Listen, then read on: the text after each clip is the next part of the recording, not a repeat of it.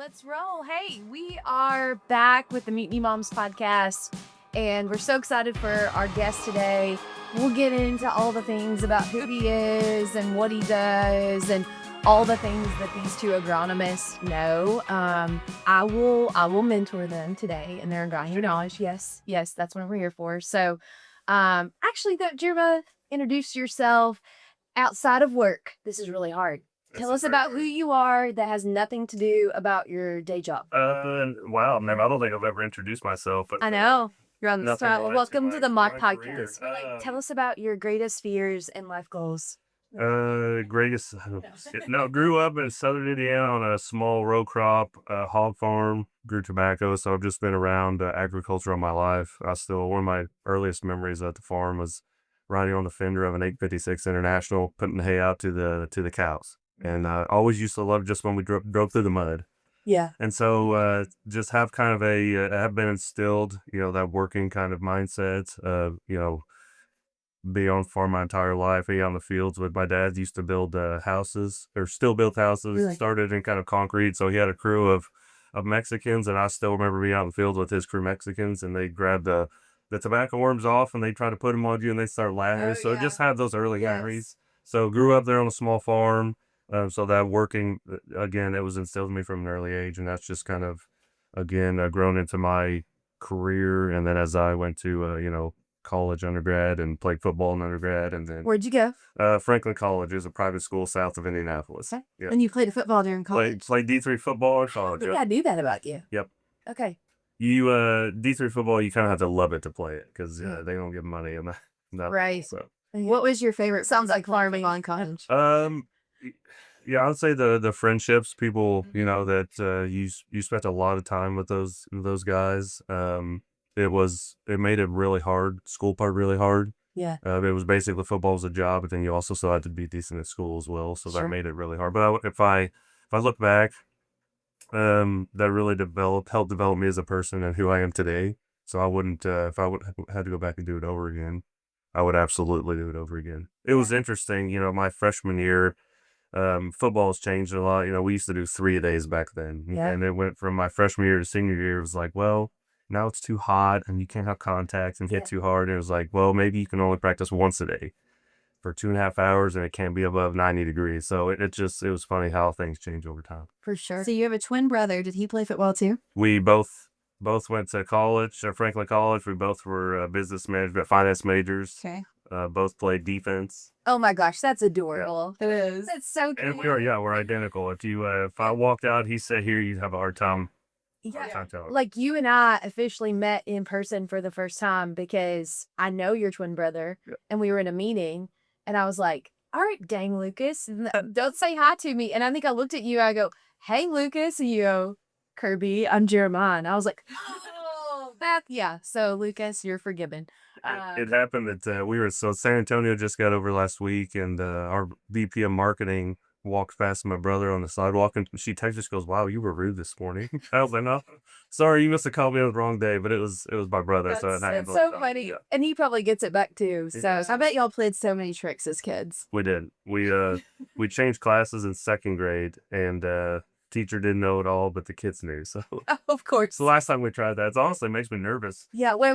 Is this really Jeremiah or is this Lucas on the podcast? So you should try that now. See how it goes. Yeah. Well, you should switch day jobs for the day and then see. Y'all both in ag, so you'd probably be perfectly fine. So, hey, he mentioned. So we just got home from San Antonio. We were at the Commodity Classic, and it was just completely wide open in the booth. Thank you all for many of you that came by.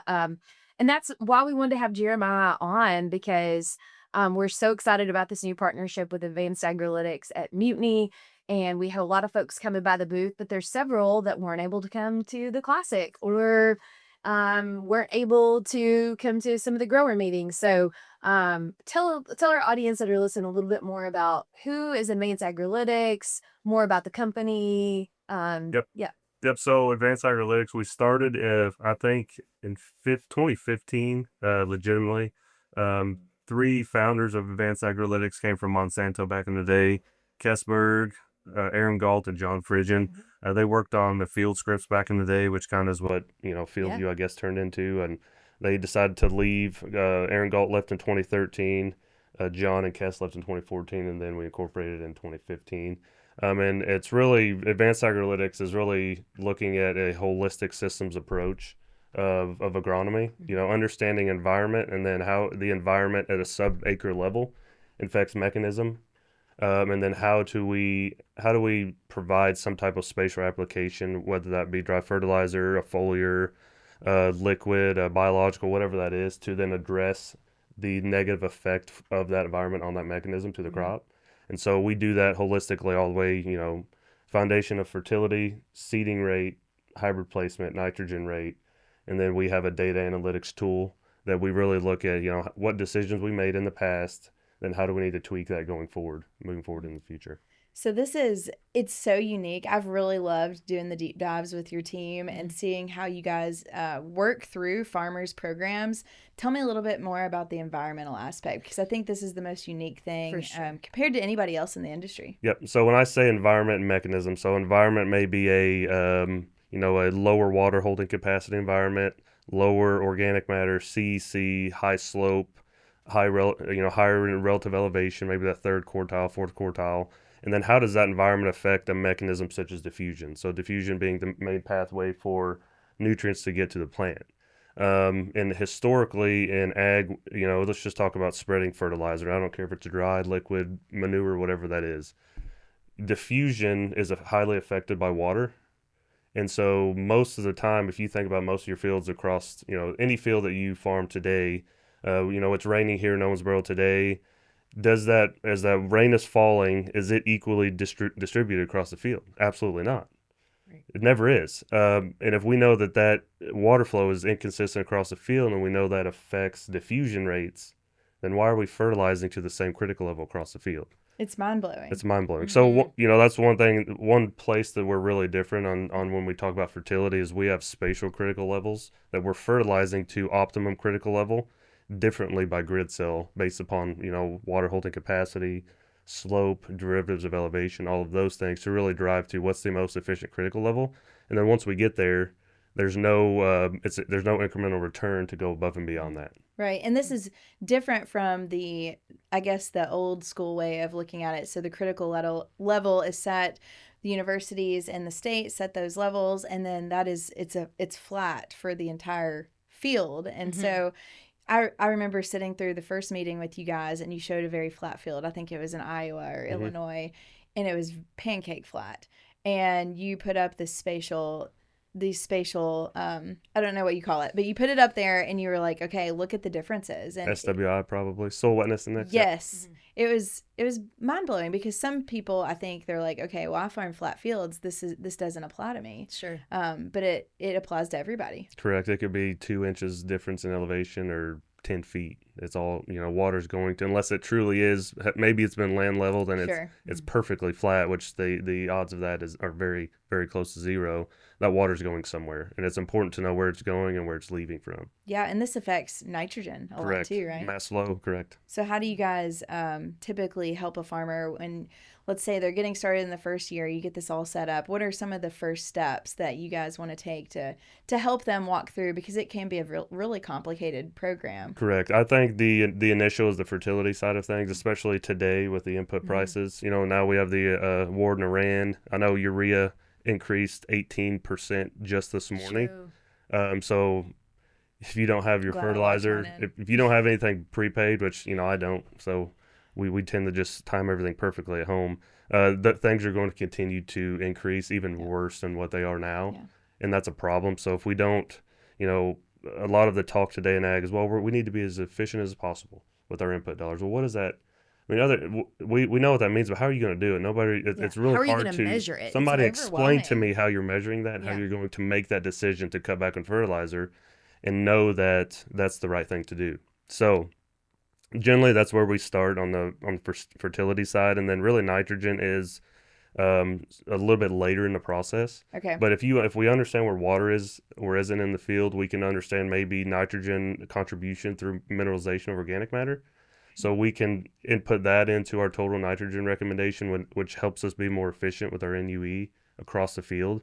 Those are just some of the things, again, it's a holistic approach. It's fertility, seeding rate, nitrogen. How do all those things support each other Yeah. with the same methodology towards the end of the year? Well, and going into this year, dollars are tight. Everybody's True. looking at ways that they can cut, and maybe it's not a this year thing to partner up with advanced agrilytics on your farm because everybody's getting their plans concreted. But this is something I think we really got to start talking about now in preparation for 2027 because these changes they can add up to big savings. I mean, you talk Big about your savings. seeding rate. Yep.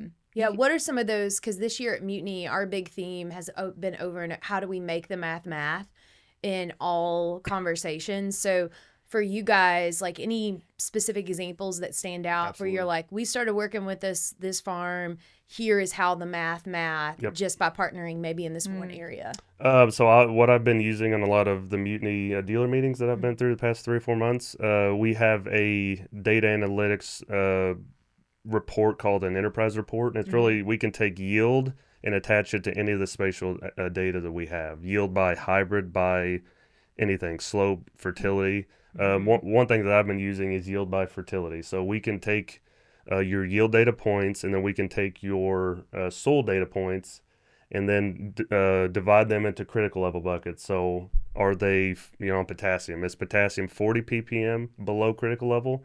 Is it 20 to 40 below critical level? Is it 0 to 20 below, and then above, so forth and so on? And then we can attach the yield data points tied to those critical level buckets.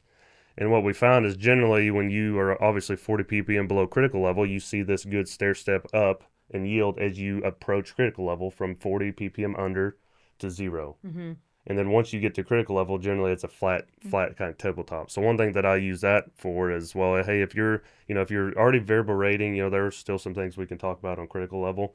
But if you're straight rating, let's just say 150 pounds of DAP, that would cost you probably $60 to $65 an acre today. Yep. So those acres on the left that are really, really deficient, that 150 isn't moving the needle upwards, and it can cost you in excess of 15 to 20 bushels of corn that I've seen. Yep. On even a good year, it can cost you 10.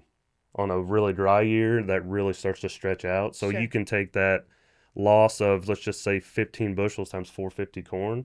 You're looking at what, $70, $80 an acre loss there. And then you take that $65 an acre of that 150 pound spread that you're spreading on those acres that are above critical level, aren't bringing you any dollars in return. And you add those two together where you're wasting dollars here and you're not putting on enough here. I mean, that's $125, $130 swing right It's a there. big deal. It is. So just being more efficient on taking these dollars and putting them Yes. here and maybe Yes. pulling from the bank on these above critical level areas. Yeah. I mean, that's just something that we can do right now today. And again, it's tied back to, well, that's, how do we make the decision we can be confident in on reducing inputs when we also know it's not going to affect yield? That's the biggest thing. We cannot cut Things that pay. It's there's a saying out there. It's you can't starve a profit out of it. So it's like we can't make that decision and go backwards. That's the last thing we can absolutely do. So using that enterprise report allows us to make those decisions, and that's one thing that we've really focused on with a lot of the Mutiny customers this year. My dad always says you can't get blood out of a turnip. Can't squeeze blood out of a turnip. That's right. So what would you say to the farmer that's listening? Because we've had a lot of these conversations. Dry fertilizer was high in the fall, so they held off. Now it's spring. Yep.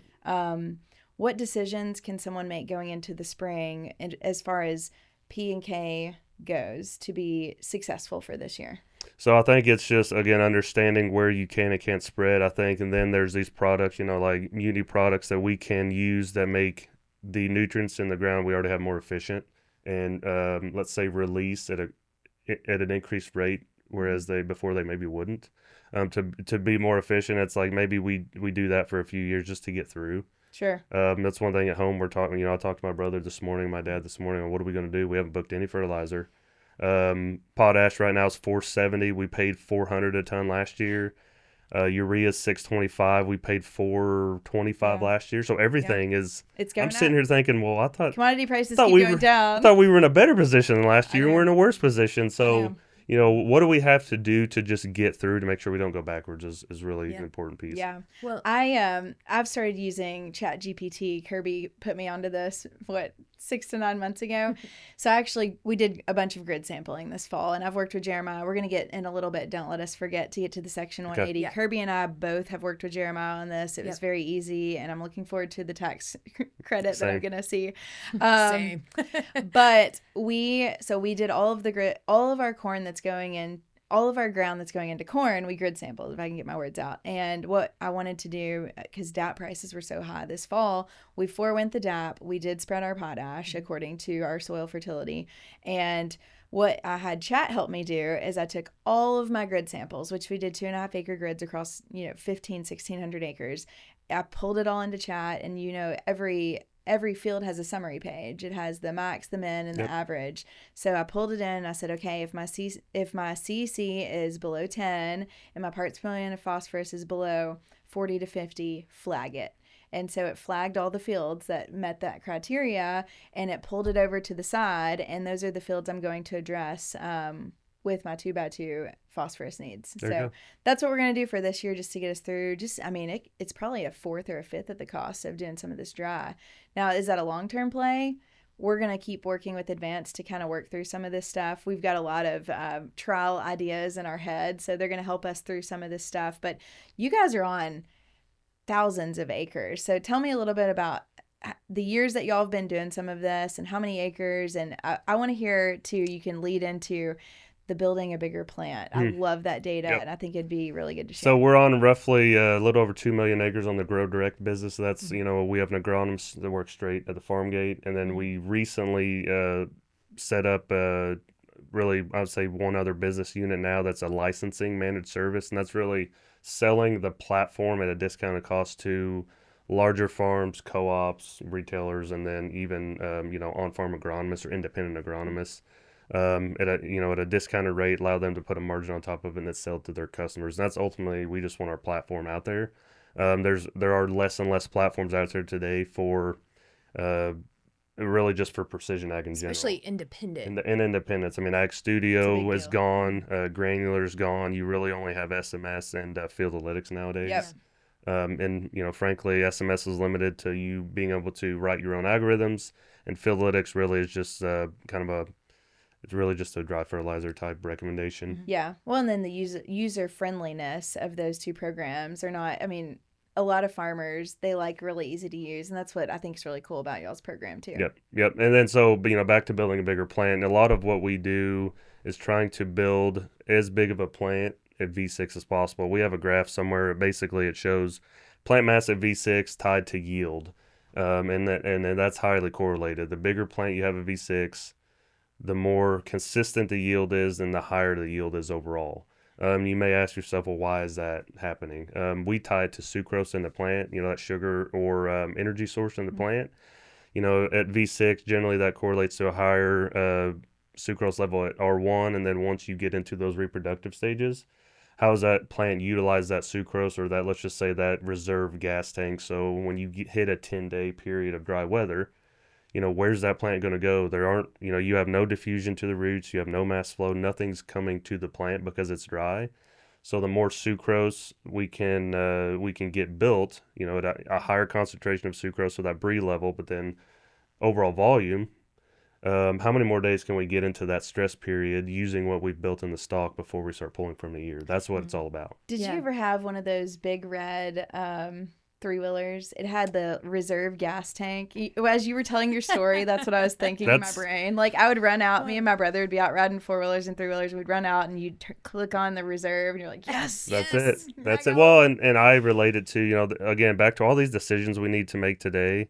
I use the analogy of, it's like if I had to drive home today and I knew it took a full tank of gas, and then I stopped at the gas station, I filled up halfway, and then I get halfway and I run out of fuel and I'm surprised by it.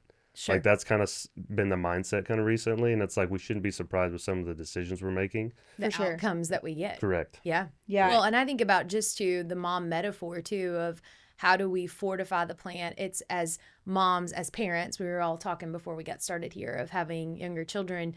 It's why we're so focused on not just in like their physical health, but all areas of growing a healthy child. Yep. Like, we want to fortify them to age 18 to 21 so that because we know that impacts the rest of their lives, right? Correct. Those good habits, the good Mhm. decisions. It's basically the same thing with our plant, is how do we fortify the plant at the early stage of the game to set it up for success.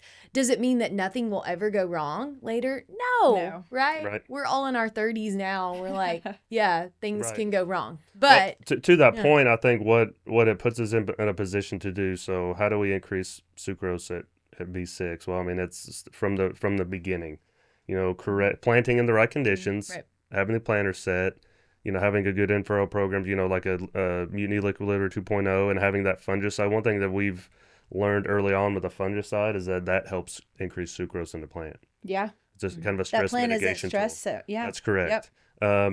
Right seeding rate, hybrid, all of those things, nitrogen early, all those things increase plant mass at V6. And then I put, a plant that's on the bigger end of the spectrum on V6 versus ones on the lower side. Right. This plant on the bigger side, a lot has to go wrong. Mm-hmm. Plant on the smaller side, a lot has to go right. So Right. you want to be obviously in this other camp to where you can mitigate a lot of that risk, whether it be drought, heat at daytime, heat at nighttime, whatever that is. Well, then those ceiling levels are different too. Oh, absolutely. You know, For sure. the smaller plant has a lower ceiling than that bigger plant. That's So- right.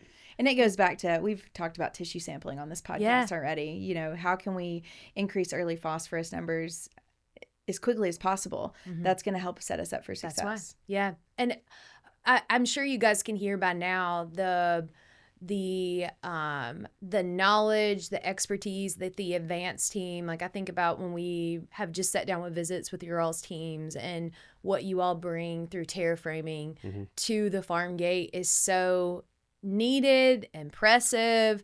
It's comprehensive to the whole farm. I mean, Jeremiah gave the example of one instance of the making the math to the growers. So that's why at Mutiny we've partnered with the team at Advanced Agrolytics to be able to bring these offerings. So for those of you all that listen, any of your Mutiny crop performance dealers that you're working with would have the ability to sit down and we would be tag teaming with their team of experts at Advanced Agrolytics, but to sit down and talk through, okay, here's the platform, here's how it works, here's what we would need at your farm. So that's just one example. Another one that we are so excited about, it has to do a lot with fertility, but Camille alluded to it, that you guys have shared is the Section 180 Yes.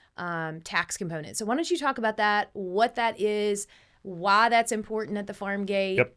and how we go about So it. Section 180 is a tax code in the IRS that was put into law in 1962 or 1965. Yeah, it's so not new. really at that point it doesn't matter. It's been over 50 years. So a long time ago it's been tax Yeah. law. And that really deals with residual fertility in the ground at a time of purchase or inheritance of crop ground. So, for example, we set a minimum threshold of critical level. So not optimal, but minimal to grow a crop. Mhm. Then any nutrient level above that is you can take as a tax deduction against the purchase price. So it's just like let's say you purchased a farm and there was a building or an irrigation Correct. system, or it's kind of that same. Correct. It's similar, if you want to talk about like a combine or a planter or a fence or a building, that's a depreciation. Mhm. Right. Section 180 is used as an amortization.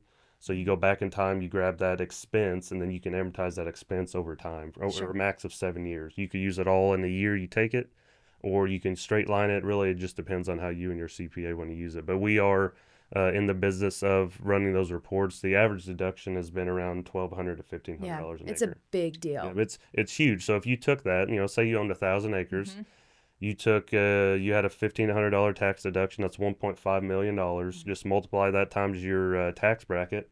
Say it's 20%. You're looking at $300 an acre of cash that you've protected, or no longer you're paying in taxes. So what's the process? So if that applies to me, so if I've inherited or purchased farm ground in the past. We will go back to January of 2010 is how far we'll go Okay. back. Yeah. So since then, January of 2010, what would that look like to be able to learn more, go through the process? What's needed from me? Initially, it's just boundaries and then soil data to give you the initial estimate. That doesn't cost you anything, just to make sure that hey, it's worth our time. And then once we decide on what fields and how many acres, then I'll basically you receive a DocuSign, just a short contract that estimated acres, what we're charging, Then we start to bring in yield data, fertility data. In between the time of soil sample and purchase or inheritance, if there's a gap there, we have to track yield removed and fertility applied to make sure that part of that soil test, that value, didn't come from what you were spreading. Right. Sure. That's just part of what the IRS guidance is. But then we start to really run through the process of getting parcel IDs, purchase dates, and all of those things. That's generally the longest part of the process, is getting all that data. Just going back through the paperwork. Just going finding back through the it. paperwork. Yep. You'd be surprised, even if you bought ground like 5-6 years ago. It's not that long ago, but just trying to remember all of that stuff. I mean, you might have been through it. Yeah. I've been through it. It's not hard No. or it's not easy. You're Right. trying to find parcel IDs, purchase dates, and you're like, man, I don't remember how much fertilizer we spread. Yeah. Well, like So- what I turned into you, it was broken up into like 6 different tracks, and it was half of this field and half of this field Correct. put together. And so we had Correct. to get a little bit creative in figuring all that out. Yep. But after that, it was very easy. Yep. I mean, the most important thing is the report is 100% accurate and defensible. I mean, that's what we're after. We Sure. do provide, as part of the contract, audit defense. Which is a big deal. If you're audited, we're super gonna big we're gonna deal. show up. We're gonna run through with the IRS our methodology, how we came to the numbers that we did, and also we followed all IRS guidelines. So when you get an audit, it's like, hey, how'd you get to this number? Well, we're not really sure. All right, well, hey, we're gonna take There's our money probably back. some of that out there. There is a lot of that. He's out like, there. I won't name any names. If you want I've to, gotten some flyers in the mail. Because I farm some flyers. I said flowers. It's like, you got flowers in the mail? yeah. of other companies offering this, and it's very vague, and I really admire how in depth you guys go. Sure. Yep, and we're not the cheapest. We charge $40 an acre, and Yep. that's what we charge. That is also deductible. But if you were to look up on any AI tool today and just type in, hey, who has the best Section 180 report on the market today, Advanced Agrilytics is at the top. Hey, Yep. there I we love it. go. And here's why this is a big deal going into 26 and 27. If you're like me, and you might not be, but we have depreciated a lot of our equipment. There you go. And we Yep. have no plans on purchasing new. Sure.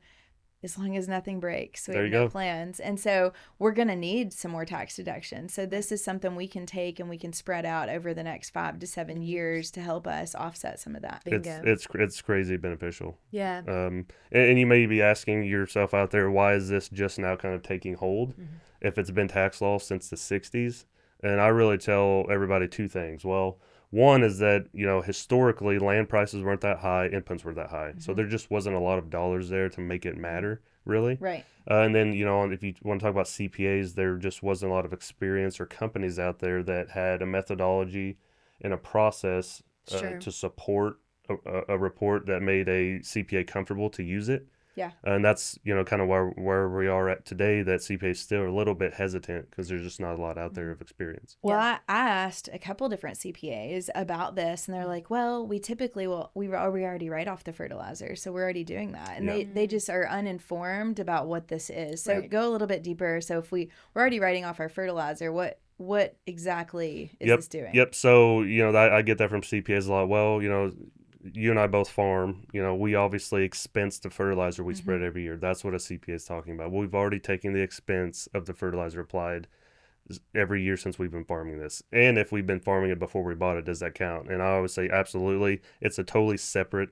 thing Conversation. to, you're expensing that fertilizer to a capital account every year. The part of the purchase price of land, part of that purchase price value is in the fertility. Sure. So that's a totally different thing than what you're Sometimes. applying sometimes, yeah.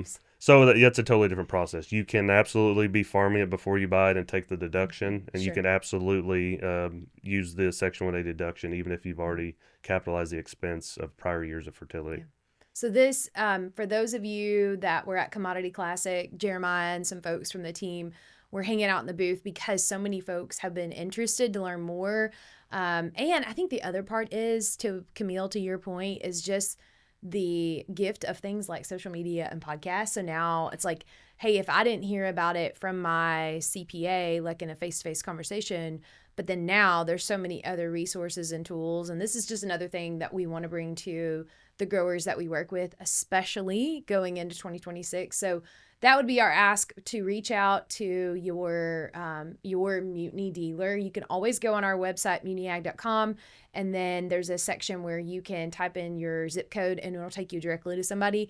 we will make sure to get you guys connected with the team Advance for some of these next steps and how to go about getting this report ran on your farm. So, and you said you can go back 15 years and it can be Yeah. ground that you've inherited Did or purchased. Yep. And you can have farmed it previous to Correct. that. I mean, what's the difference between you taking the expense or somebody else? It's really no different. Sure. It's like if you lease the vehicle, you're going to expense what you pay for that lease, and then when that lease is over, if you buy it, are you not going to take the deduction of buying it? Absolutely, you are. For sure. Correct. It's the same. Yeah. It's the same thing. Other thing I'd add really quick is we like to limit the total deduction to 40% of land value. Most of the audits that we've heard of, it's when people are trying to take 70, 80, 90% Sure. of land value. And that's like, obviously, there's more value in land than just the nutrients. Sure. So that's a watch out as well. That's a really good point. So, hey, we loved having the team at Advance with us this past week at Classic, and we're excited to get to continue to partner with these guys. One thing, so speaking of the Classic this past week, it was such a fun week. I'm sure also Jeremiah was probably slightly like scarred from the social media content that was recorded by the Mutiny team. He's like standing in the booth and he looks up, and then all of a sudden like Camille's acting like Justin in our rebuttal of the Mutiny Moms podcast. And then he looks over and Patrick's wearing like fake hair and has lip gloss. And just go check out our social media if you're wondering. It's but ridiculous. One thing that we probably didn't scar him on, Camille, maybe, as the agronomist at heart that he is the launch. We have a new biofungicide. So you were around as we were talking about that in the booth. That's been so fun for us. Tell our audience a little bit more. There's going to be a ton more coming this season. Yeah. But we are so excited. We talk about in a year of when it's important to make the math. I think this is absolutely a part of our plan in 2026. So talk to our folks about what we've got coming. Okay. Well, as Justin said, I need a whole podcast for this one. Oh, gosh. Okay. Yeah. Did you see that? It was did. like, hey, Camille, first of all, have y'all ever seen us do this No. in the podcast? Jeremiah, I've not I mean, I seen saw it. you flip your hair a few times on the That's right, call. that's So, we're learning from you. They roasted us. Hard. They It's had fine. way too many notes for too long. Like, they didn't even have to think about it. No, It they just- didn't. They started spitting it, spitting it like a rap. Okay. Patrick's going to be like, oh my gosh, she did not say that. But yeah, it was Camille. Tell me about all your Yes. knowledge of biofungicides. About Vismax. So that is a new biofungicide that we have to offer foliar. So we also have an option at the planter, and we call that Quick Shield. It's a component of Liquid There you Litter go, 2.0. So the analogy when I launched this thing, we actually launched it at the Total Acre Grower Clinic. And I always like to be relatable. Like I'd picture like talking to 100 of my dad. And so I'm like, how is my dad going to understand this? Yep. So whenever I launched this, I first brought up the GLP-1 shot. You weren't in this talk, so this might be news to you. So the GLP-1. Oh no, I heard. Okay. Rumor. It's a peptide, right? Mhm. It's a peptide that when you take it, and it's not a quick like, I've got a party this weekend and I need to be skinny. I'm going to shoot myself with this shot. And it's not how it works. It's a long process. Over time, your body has signaled that it needs to kind of go into defense mode. It needs to be full faster. It's going to digest quicker. This is not news to you. This new biofungicide, it is a peptide of Bacillus thuringiensis, so BT. Not new. However, what we're seeing with some of these peptides and these biofungicides, which by the way, they're not all created equal. This is really like an open market. People can claim whatever they want. They Sure. can say, I've got the greatest thing since sliced bread. It's going to do all these things. If it doesn't have EPA registration, nobody fact checks that. Yep. So that's what is a little bit unique about this product, which we have access to this year, and I'm really excited. But it has EPA registration, so that means any labeled diseases that it says it's going to control, you have to have proof of that. Okay, so corn, we're labeled for gray leaf spot, tar spot, and rust. Big deal. Huge. Northern corn Yeah. leaf blight. It's going to suppress. So we're not going to say this is going to completely eliminate all disease pressure all season. But again, with the peptide, going back to that relation, you introduce this to the plant early. So you can do this at planting. You can do this in your herbicide pass. and it's going to signal that plant to go into defense mode so that when pathogens, whether it's an insect, a disease, weed pressure, that plant's already in defense mode and it's built up to be able to defend better over time. And the coolest part, Kirby, this isn't a $28 an acre product. So some of these fungicides are great. And I worked for a company that had great fungicides. So there is a place and a time for those as well.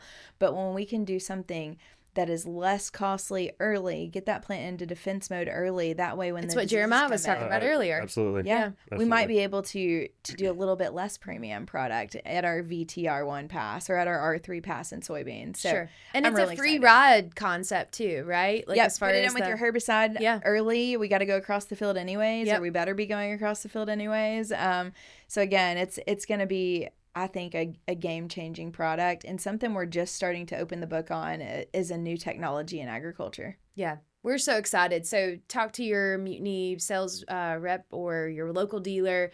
Limited supply, so this is going to be really, really important to get your name. Yeah. Oh, and the use rate's 2 ounces. Awesome. Yeah. Super low use That's rate. incredible. Makes it easy. Soybeans really quick. We have frog eye leaf spot and Septoria brown spot, which I think is the biggest deal. Huge. So Septoria, it's always in the lower canopy. Typically, it can move to the top, but if you walk a soybean field, I don't care what state you're in, I've been in a lot, you're going to see this in the lower V2 to V3 leaves. They're brown, they're splotchy, and typically the pods that will set at those lower nodes will fall off because we don't get photosynthesis on those leaves because they turn brown and splotchy. So when we can protect against Septoria early season, I think that's a very big deal. Yeah. It's huge. Yeah, we're excited. So you're going to see more and more from our team in the coming months, and we're excited. A lot of y'all have already, last week at Total Acre and Classic, you all were like, put my name down, right? Yeah. That cost position and the EPA component, that's a big deal. So we're excited. You mentioned this is a game changer in the industry, and I know we've where got, we're going. You know where we're going. We always like to ask our guests and talk to each other about something that's been a game changer. And Jeremiah, tap into your inner mom spirit. The spirit of the mother. He's like, oh my gosh. So what has been a game changer for y'all lately? I know all of us, we have been traveling so stinking much. I feel like every time I look on social media, Camille's in Nebraska and you're in Iowa and I'm in Ohio or something on any given day. So it can be about travel. It can be about work. It can be about being a parent. What's something that's been a game changer for y'all lately? Well, so I'll go first. I already told you guys this. My wife at home, Jenna, she had been talking about getting this thing to put on our shower head. That it's for hard water or something. I don't know what it does exactly. I thought it looked dumb. It was like a big canister thing. I was like, that's stupid. Why are we going to do that? Yeah. And she ended up putting it on. She's the kind of person too that she's not going to wait for me to do something. She's like, if I want to do it, she's just going to do it herself. It just shows up at the house. Change a door handle or put a new toilet in. She's going to do it herself.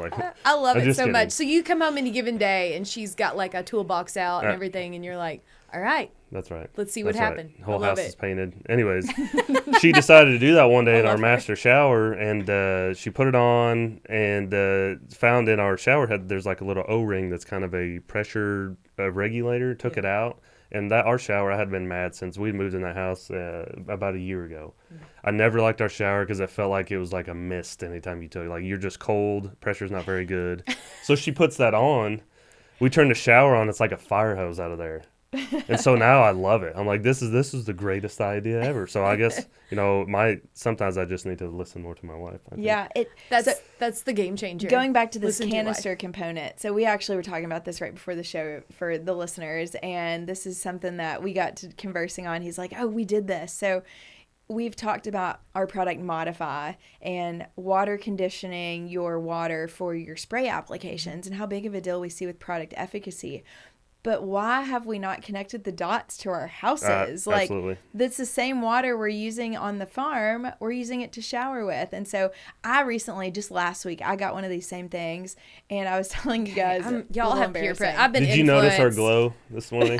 When they walked in, you all, there was a audible sound, I think from heaven. And it was like, ah. Because they were glowing. Their skin's glowing. Their smiles are glowing. Camille's, just her hair is radiant. Jeremiah, It's not as crunchy as normal. your hair looks great I today appreciate too. that. Okay, Thank I'm you. writing down. Okay, so pH showerhead. I just got it last week, so I'm new to this still, but so I wash my face with a new washcloth every morning, as you should be doing. And I just lay it to dry. I don't want to put it in the dirty clothes bin all wet and get all the other clothes wet, so I lay it to dry. And the next morning, it's always like crunchy hard. And so my first notice with this new filtration system is the next morning my washcloth is not crunchy hard. And I got to thinking, I'm sorry, this is really basic, but like the cations in the water and the chlorine in the water, like, Of course, that was your thought process. I'd just be like, all right, let's throw it in the dirty laundry. well, it's making our hair crunchy, our skin dry and cracked. There you go. And it's, I think, probably reducing the efficacy of our shampoos and of our face creams and all of the things that we really don't think a lot about. Yeah, Yeah. that's it. All right, mine has nothing to do with the smart people over here. I always say if Camille and then Jeremiah is like, what'd you do on the weekend? And she's like, well, I did a deep dive into pH and chlorine. I'm like, I did not. I'm the opposite side of the nerd thing. I love reading things about people and the way they think and the way they process. So the game changer, and this is not new to Camille, but I was just, because I was preparing, I'm going to be at shout out Longview Farms. I will be there on Friday with them, and we're going to do some work around the Working Genius. So at Mutiny, we utilize the Working Genius. We did an assessment for our team. We have our team map. And for me, just like revisiting that week in and out of work, like that's what I love when we talk about things. So if you don't know what Working Genius is, you should look it up. It's basically everybody has 2 geniuses, 2 competencies, and 2 frustrations. It's also the process of how work gets done. And I think it's beneficial for not only in the work environment. So Camille, your geniuses when we took the assessment were enablement, Yes. and discernment. Discernment. A lot of discernment. And so it was really, really good for our team because it's like we need all of them. And we need all of them to happen at different points in time. And then sometimes we need to move out of one of them into the next one.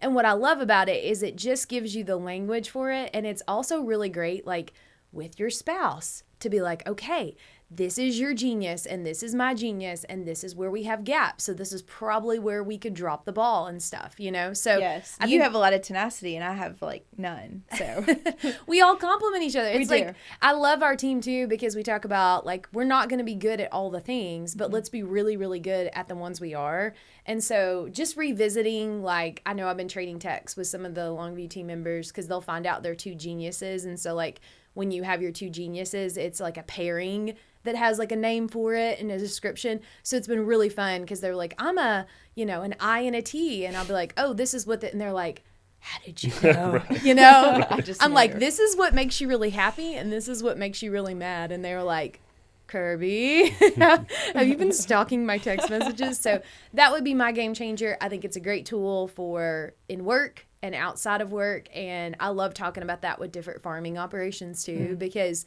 sometimes I think as farm families and operations, we think about the tenacity part only, right? We just got to get it done. Yep. You got to get it done. And there's like 5 other steps before we just need to get it done. Yep. And it's okay to not be good at all of them. And sometimes the other thing is sometimes we have to do things that we don't love and that they do drain us a little bit. But how can we do more and more of the things that we are genius at? So Working Genius, check it out. Jeremiah, it's been a pleasure having you on the Thank you guys for podcast. having me. We loved having you. Please be sure to get in touch with us. We'd love to come sit down with you at your farm and talk about what advanced agrilytics has to offer and how it could be a game changer for your farm. So see y'all next time.